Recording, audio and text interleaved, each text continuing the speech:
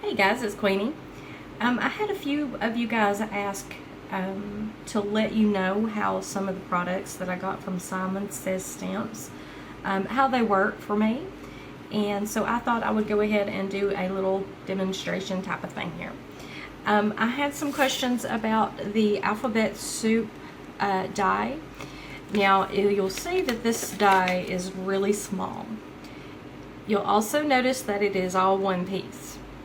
So if you're looking for something that you can spell out something easily, and you don't want to do all of them all at once, I don't recommend this.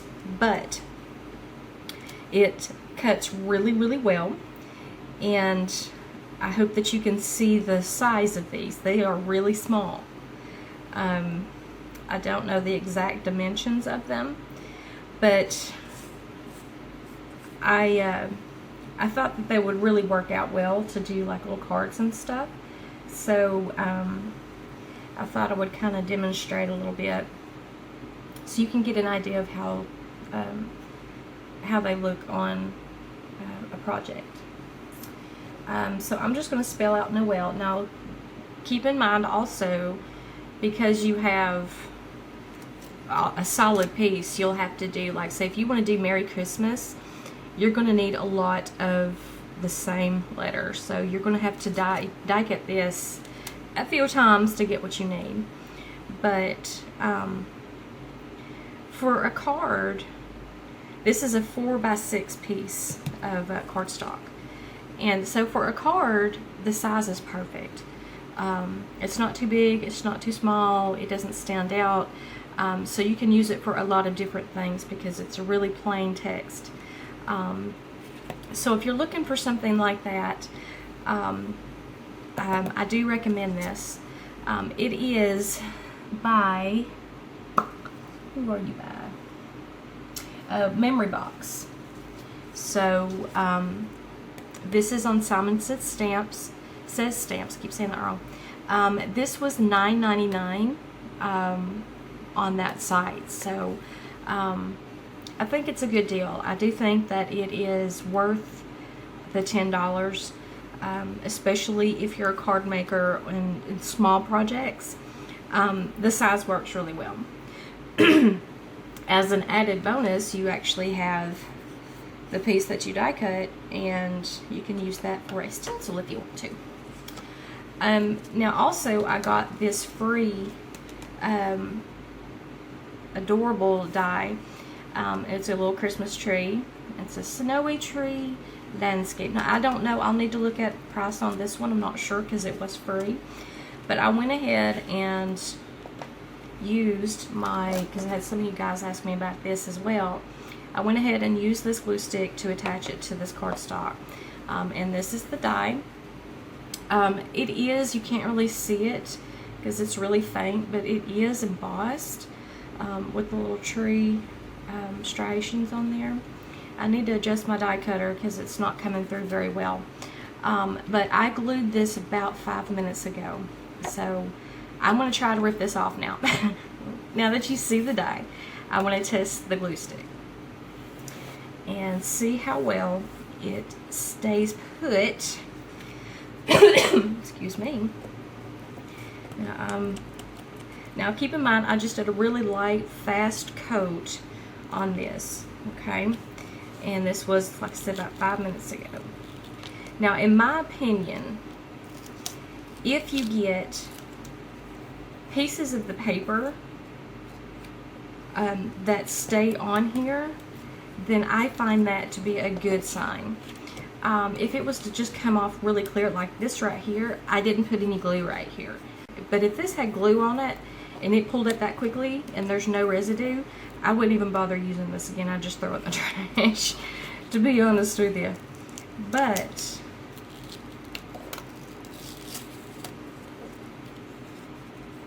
now there's glue right here, a little bit of glue.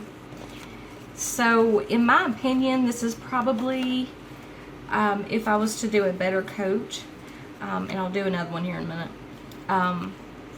I think this would definitely work for card making, because you're not going to sit there and try to rip apart a card unless you're like me to find out how you did it. But ultimately, if you're doing card making, I think this glue stick will be just fine for you guys. I'm going to go ahead and do another piece. I'm going to glue this on here just to kind of, I don't know. So I'm just going to take this little, just this little piece right here, and I'm going to glue it on here. And I'm going to give it a good coat this time. I'm not going to be skimpy. And I'm going to make sure that I hit everything. All the edges.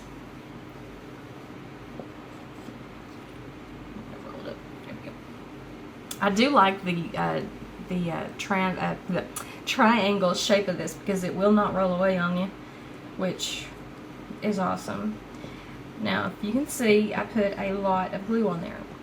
Made sure that all of the surface was covered. And I'm going to go ahead and take my paper, and I'm just going to stick it on there.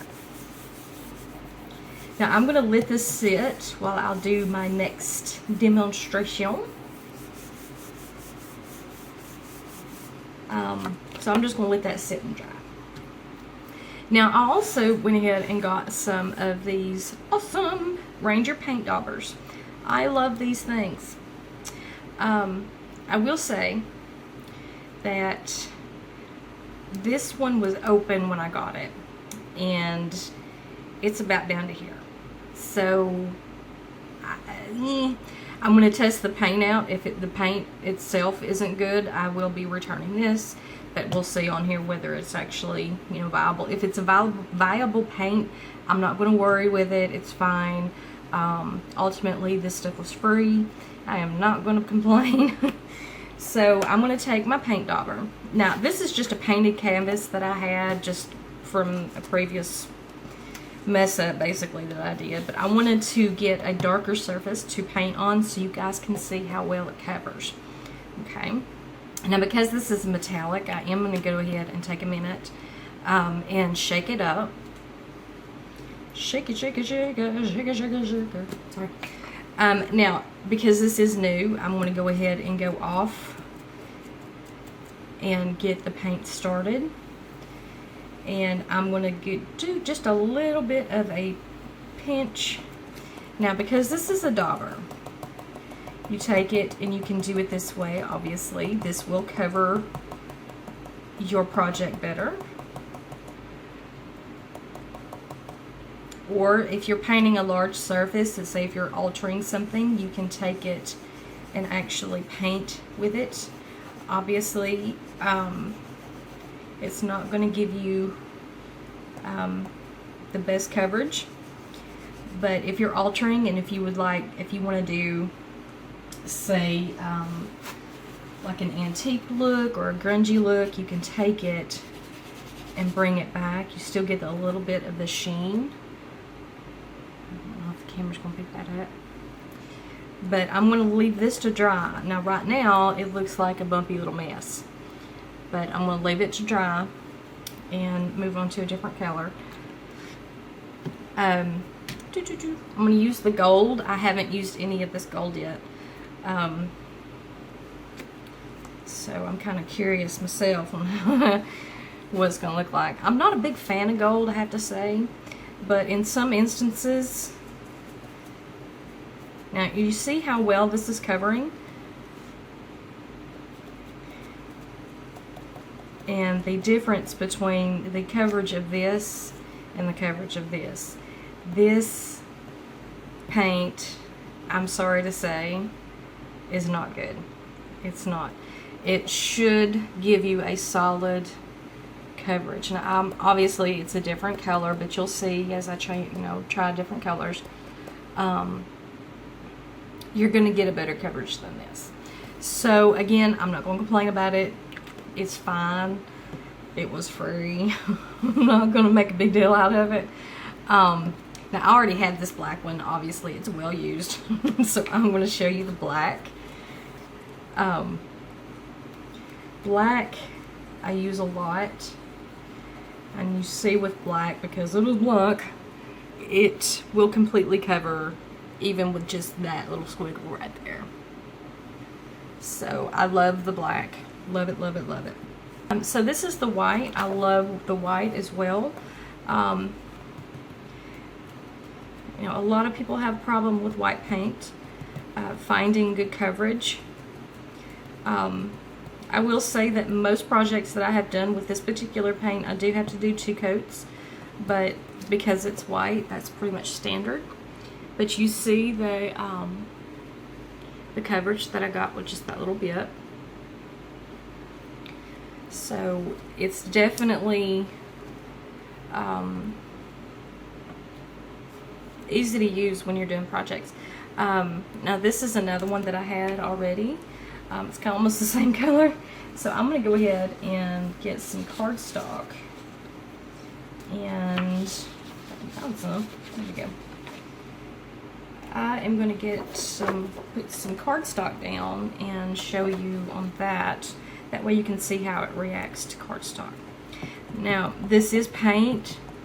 If you put a lot on there, it's going to pucker the paper. It's going to warp it.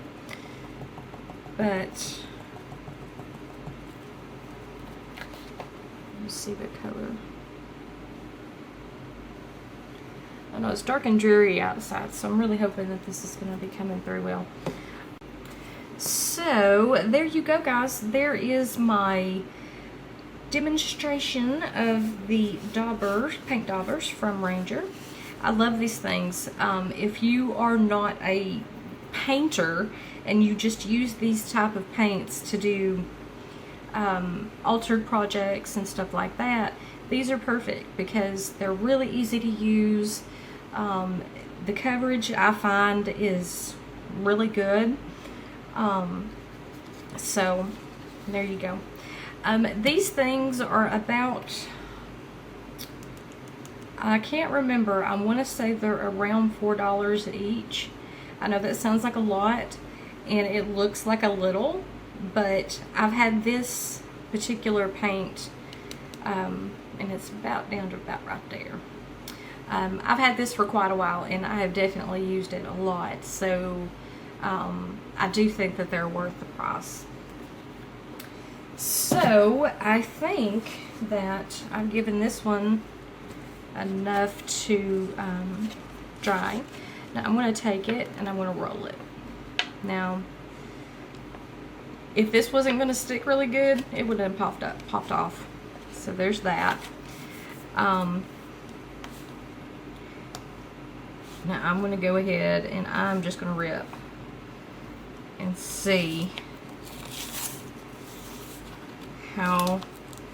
Now this one is still tacky, so it's not completely dry, so I'm not going to fault that. But if you can see, a majority of the paper backing itself stayed on, and it's still a little bit, you know, tacky. So if I had let this completely and totally dry, it wouldn't go anywhere. So I recommend this glue as an alternative for like wet glue and double stick tape, because that stuff's expensive. And yeah, I do think I'll get a bigger quantity of that when I run out of this one. So I think that is it. Yeah, if you have any questions or comments, just leave it down in the comments below, and I will talk to you guys soon. Bye.